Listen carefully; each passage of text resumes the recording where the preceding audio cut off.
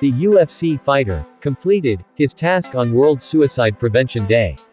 Liverpool's own UFC fighter Paddy Pimblett is said to have changed the lives of 10 men in the city.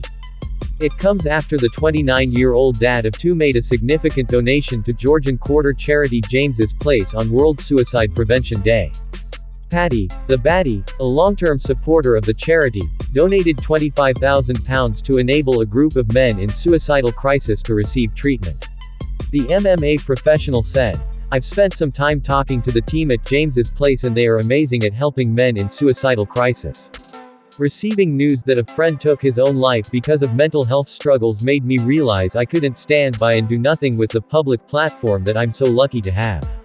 James's Place is a vital organization launched by Clare Milford and Nick Wentworth-Stanley after they lost their son, James. Aged just 21, James took his own life 10 days after a minor operation.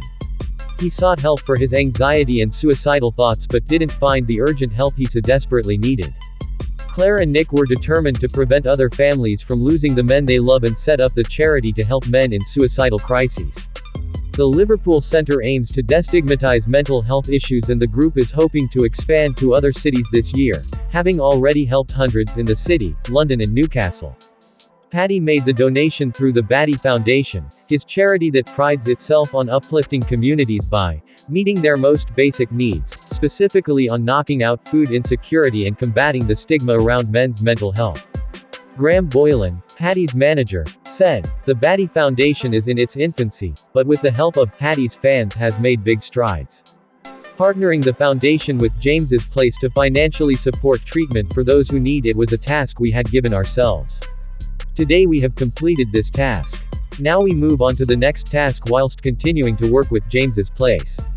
Suicide figures in England and Wales have hit their highest rate since 1999, with men accounting for 75% of all suicides and middle-aged men being most at risk. Suicide is also the leading cause of death for men under 35. Ellen O'Donoghue, chief executive of James's Place, said, "We cannot thank Paddy, and everyone who has donated to the Baddy Foundation, enough for their support. From the moment Paddy shared his own story of loss, he has supported James's Place in our mission to reach more men and stop them from dying by suicide. Speaking out about suicide is so important, and this kind of support makes our vital work possible. We really are so grateful." Men who receive therapy at James's Place are in suicidal crisis largely driven by life events, such as a relationship breakdown, financial problems or bereavement. They are experiencing intense and distressing suicidal thoughts and have often made a plan to end their life, or already made a suicide attempt.